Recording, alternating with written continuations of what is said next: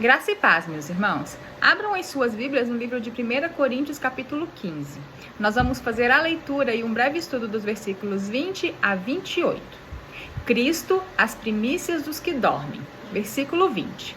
Mas, de fato, Cristo ressuscitou dentre os mortos, sendo ele as primícias dos que dormem. Visto que a morte veio por um homem, também por um homem veio a ressurreição dos mortos.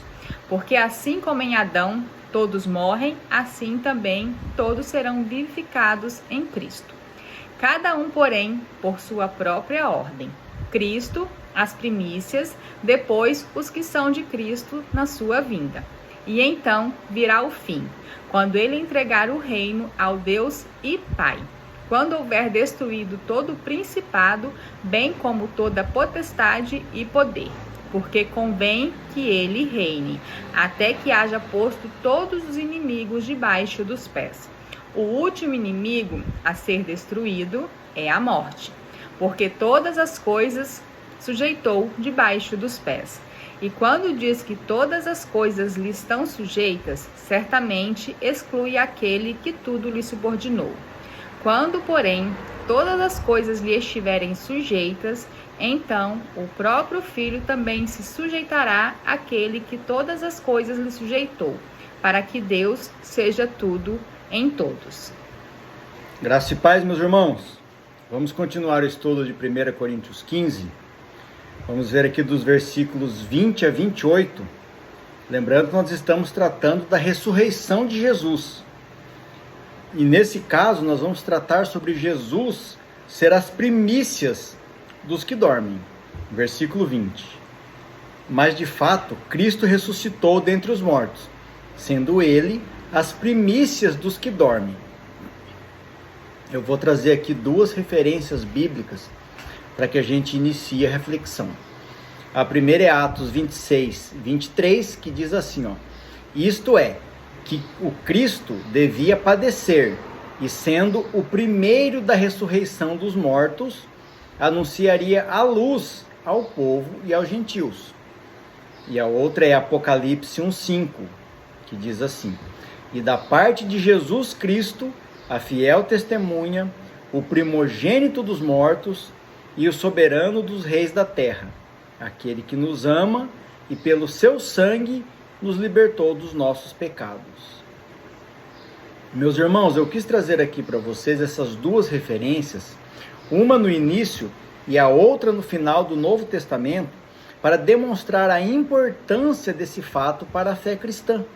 Obviamente, a vida, a morte e a ressurreição de Jesus são a base de todo o cristianismo, mas a esperança baseada na fé é a mensagem que Jesus nos trouxe. Não é a morte sacrificial de Jesus que está em foco, mas a ressurreição para a vida eterna, a salvação. No versículo 21, visto que a morte veio por um homem, também por um homem veio a ressurreição dos mortos. Aqui eu vou trazer mais uma referência. A gente sempre busca essas referências para que a gente possa contextualizar, confirmar ou explicar o que o autor está querendo dizer. Nesse caso, Romanos 5:12. Portanto, assim como por um homem entrou o pecado no mundo, e pelo pecado a morte, assim também a morte passou a todos os homens, porque todos pecaram. Veja como é maravilhoso conhecer e entender a mensagem da palavra de Deus. Aqui, Paulo, de forma muito simples, porém eficaz, nos explica toda a trajetória da humanidade. Versículo 22. Porque assim como em Adão todos morrem, assim também todos serão vivificados em Cristo. Esse contraste entre a queda de Adão e a consequência disso para toda a humanidade se fez necessária para o entendimento amplo da trajetória da humanidade, desde a criação perfeita e imaculada, passando pela queda, através do pecado da desobediência, toda a maldição gerada pelo pecado e no final de tudo, a remissão dos pecados e vida eterna através de Jesus. Da morte à salvação em poucas palavras. Quando falamos vida eterna na glória de Deus, isso significa imortalidade. Desde o início da criação, esse era o plano de Deus. Mas no meio do caminho surgiu o pecado. E cá estamos, vivendo nesse mundo mau. Versículo 23.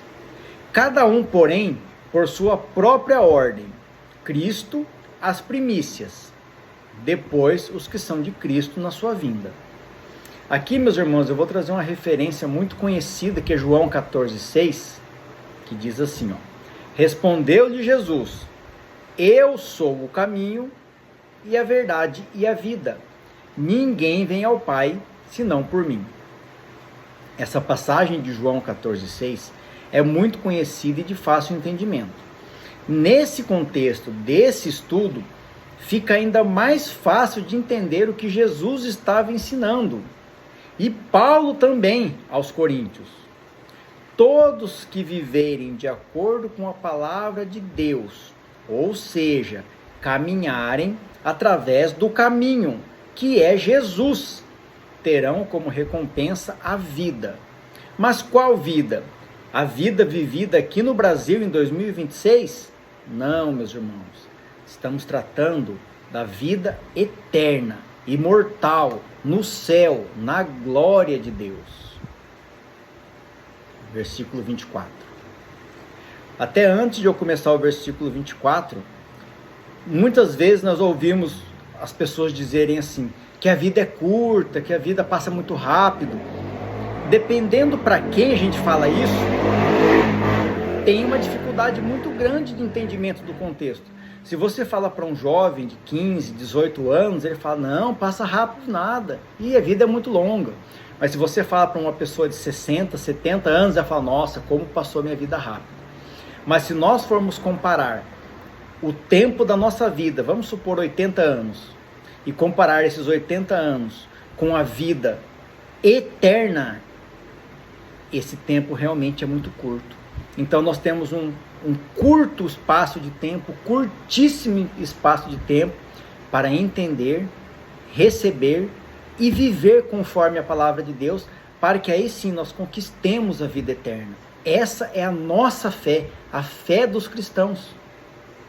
É nisso que se baseia a salvação. Versículo 24.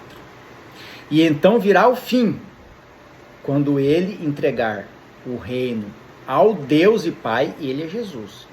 Quando houver destruído todo o principado, bem como toda potestade e poder. Nós estamos falando da ressurreição de Cristo, que venceu o pecado e venceu a morte. Então aqui estamos tratando de Jesus. Meus irmãos, esse versículo tem um detalhe bem interessante. Uma palavra dele, a última ali do versículo, é poder. O que significa esse poder? De qual poder Paulo está falando? Será que ele está falando do poder dos principados e das potestades? Acredito que não, pois ele já falou claramente que quando houver destruído todo o principado, bem como toda a potestade. Esse poder refere-se a toda autoridade, governo ou força, seja terrena ou espiritual, que se opõe à soberania de Deus. No fim, Cristo destruirá essas forças e entregará o reino a Deus Pai, estabelecendo a vitória final sobre o pecado e o último inimigo, a morte. Todo governo, autoridade e poder que não vem de Deus será destruído. Todo. Isso inclui forças demoníacas, governos humanos, autoridades humanas, lideranças humanas que se rebelam contra Deus. Aqui eu quero trazer algumas definições importantes, tratando sobre principados e potestades.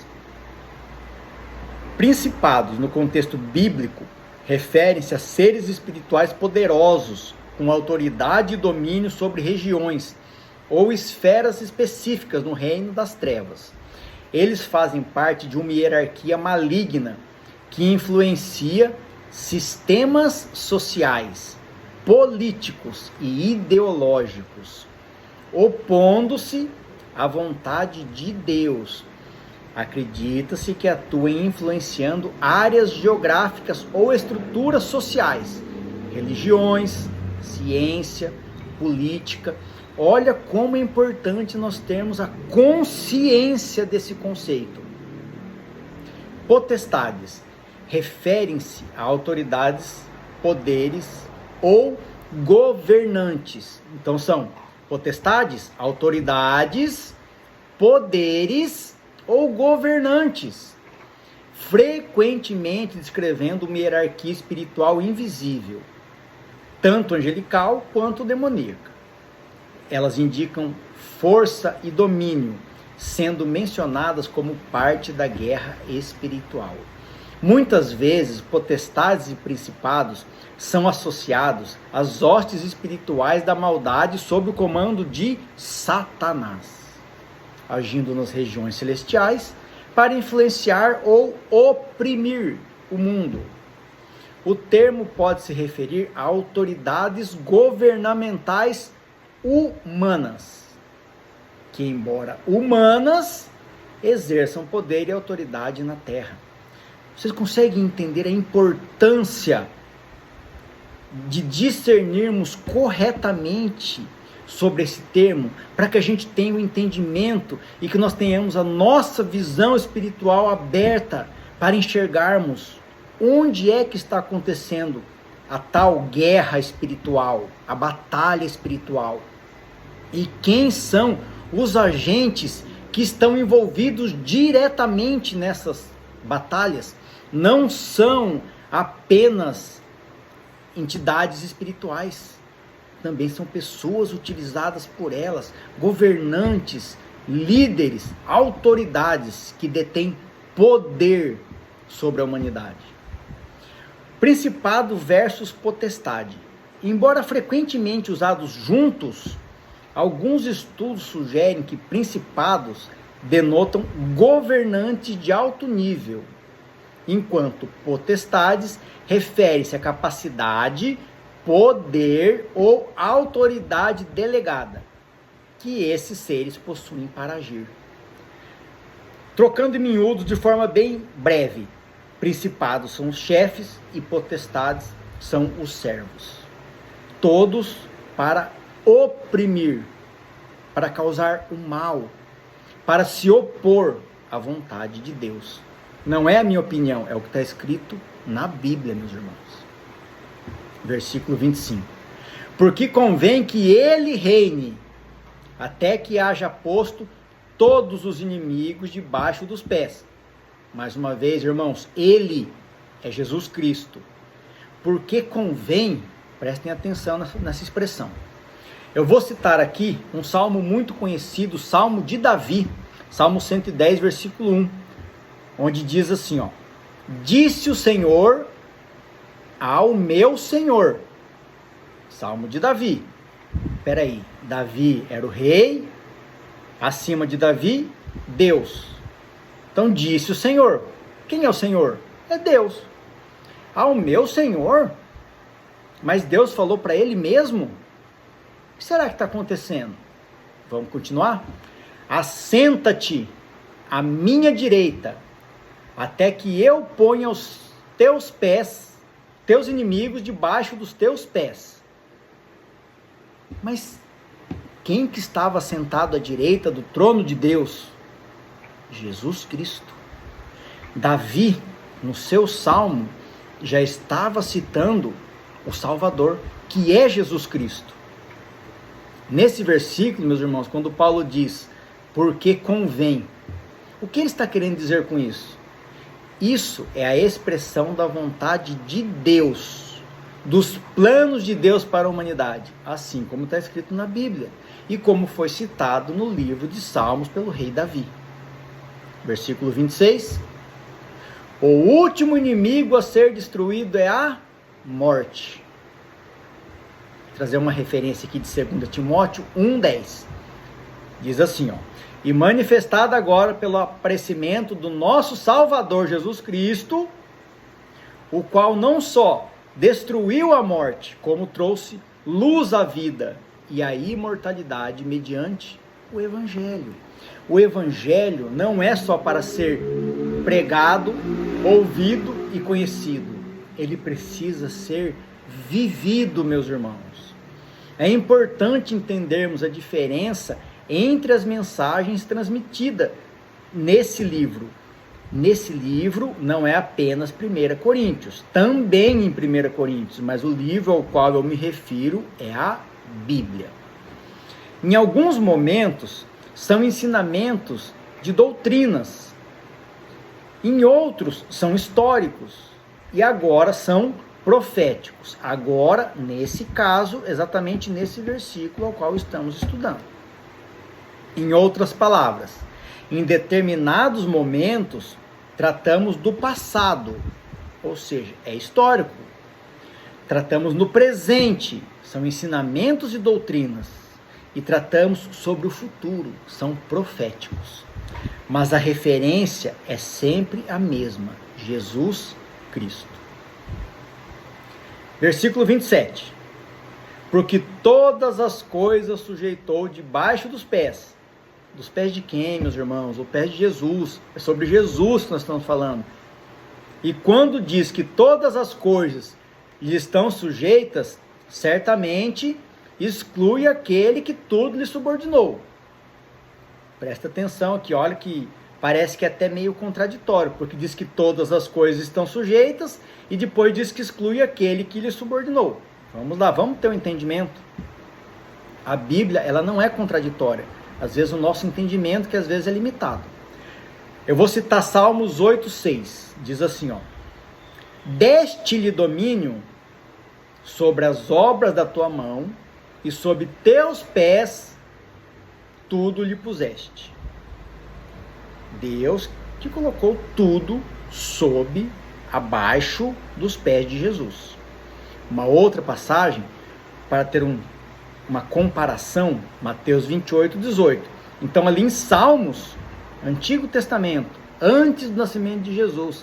Agora Mateus 28, no caso, já era após a morte de Jesus, mas vamos ver o que Jesus disse enquanto estava caminhando na terra com os apóstolos.